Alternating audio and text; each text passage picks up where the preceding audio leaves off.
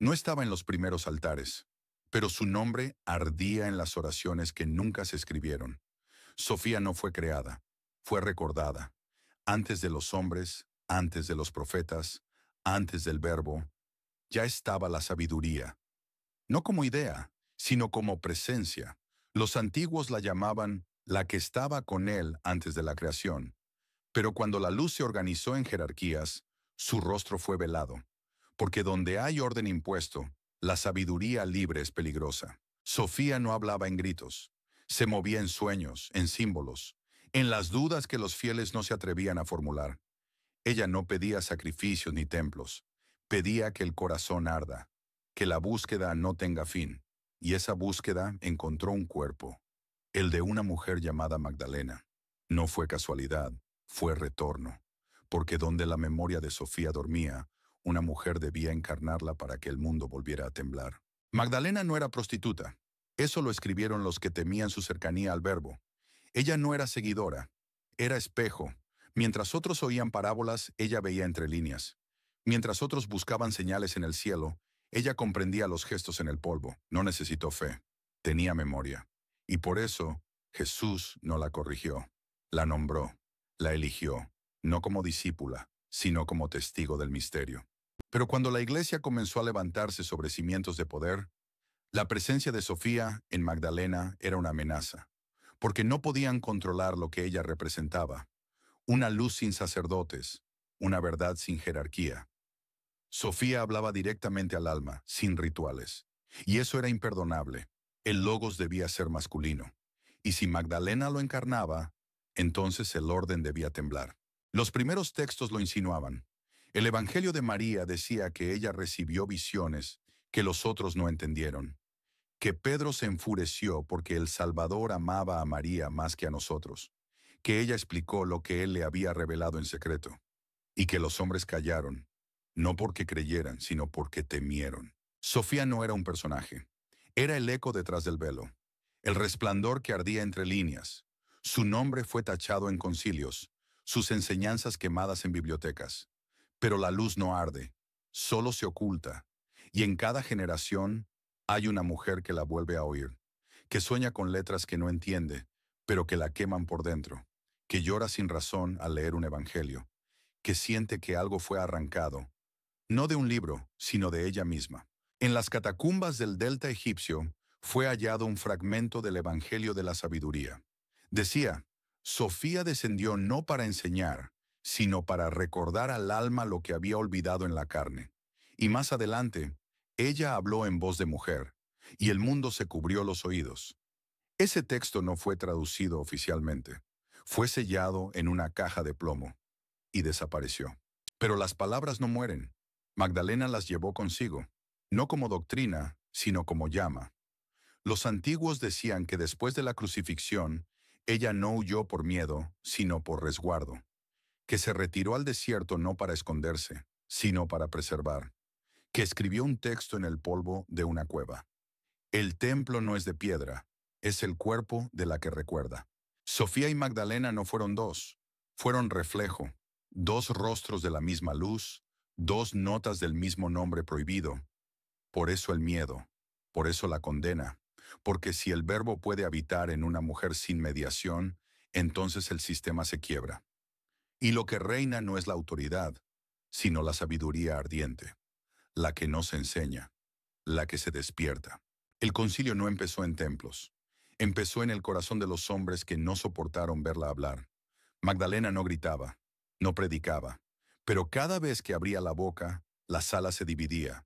Algunos se inclinaban, otros apretaban los puños. Pedro fue el primero en dudar, no porque no creyera en ella, sino porque la escuchaba y temía que tuviera razón. El Evangelio de Tomás recoge un momento silenciado, cuando los discípulos preguntan por el final de los tiempos, y Jesús no responde con señales, sino con un nombre. Magdalena, dijo, y ella entendió, porque no se trataba de fin, sino de regreso, porque el fin vendría cuando la sabiduría fuera reconocida, no adorada, escuchada. Pero Pedro no podía aceptar eso. No podía permitir que una mujer fuese el canal del verbo. Así nació la teología del control. no para proteger la fe, sino para proteger el poder. El primer acto de censura no fue contra herejes, fue contra Magdalena, contra su cercanía, contra su recuerdo. Los escribas comenzaron a alterar los textos, donde decía, la amaba más que a todos, cambiaron por la acompañaba, donde decía, ella entendió lo que ustedes no pudieron, lo tacharon. Los primeros siglos fueron una operación quirúrgica de amputación, de recortar luz para que solo quedara sombra. Y sin embargo, hubo quienes recordaban, mujeres que copiaban a mano los textos prohibidos, que escondían fragmentos en sus vestidos, que murmuraban oraciones en lenguas muertas mientras cocinaban.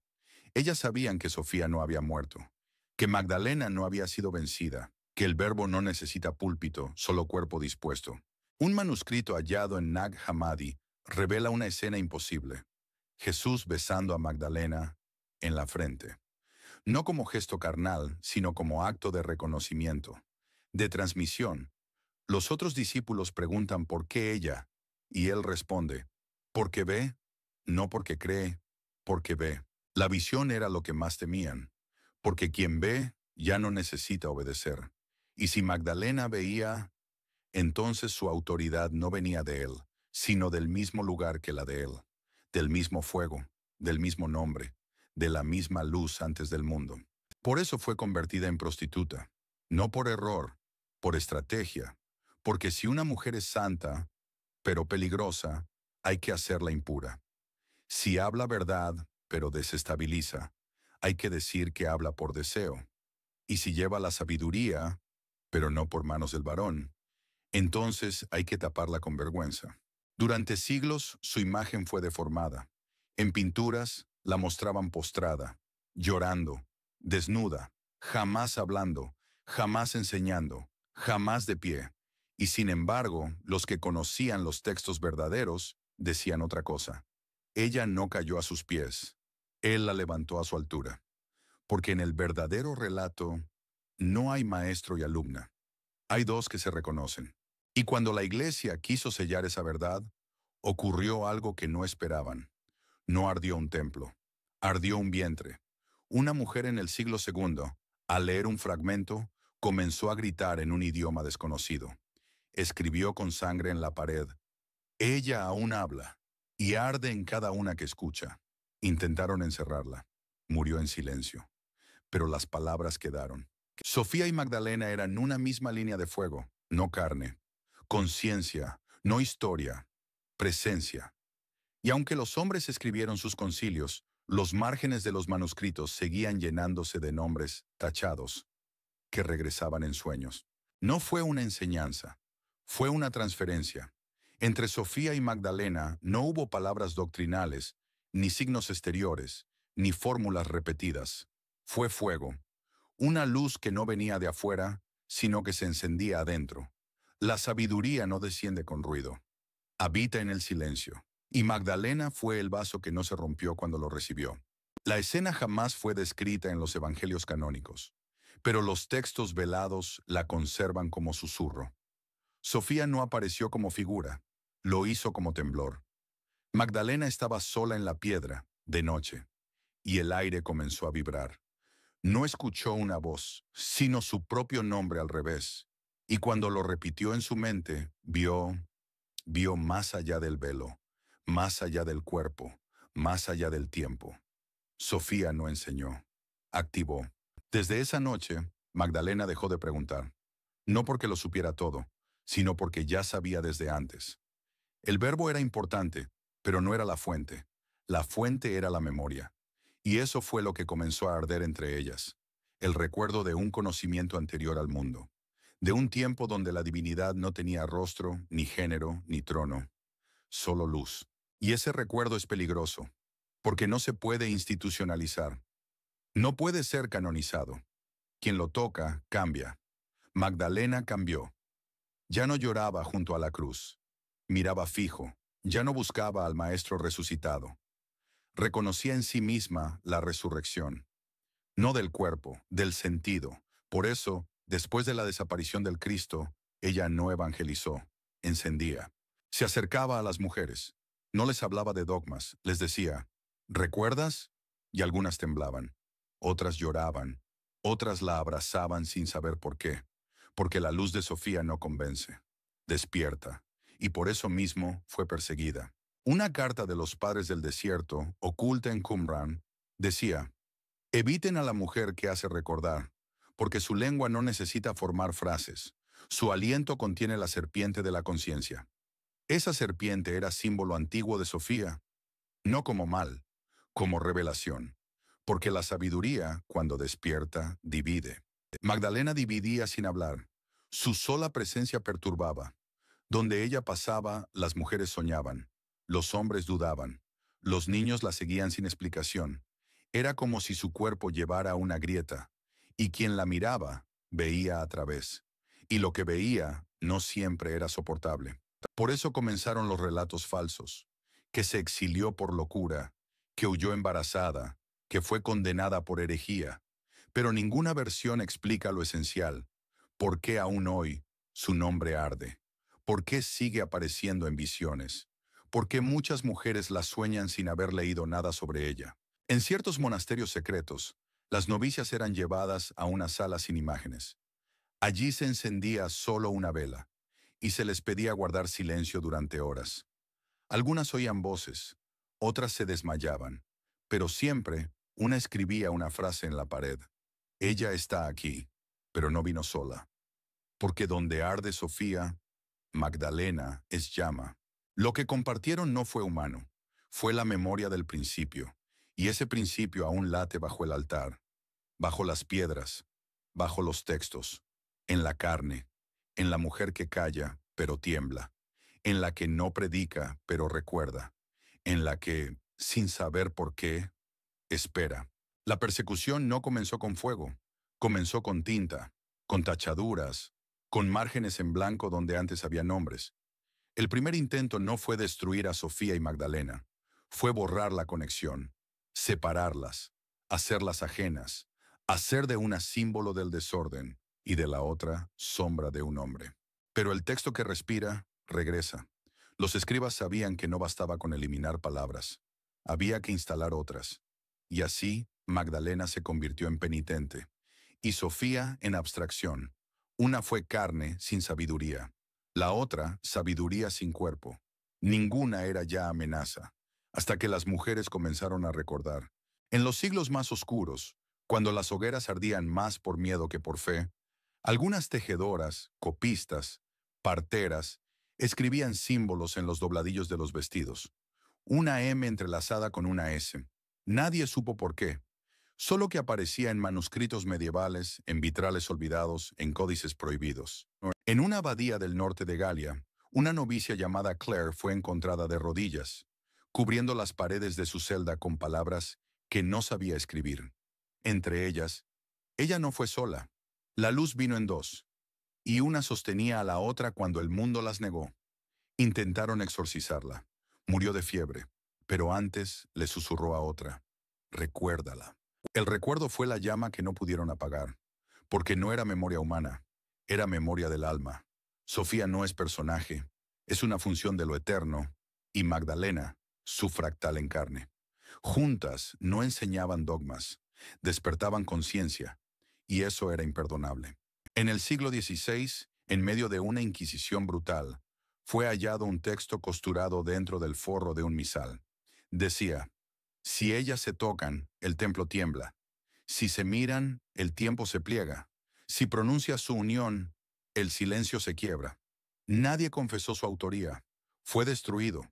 Pero una monja lo reescribió en su espalda, con cuchillo, antes de ser quemada.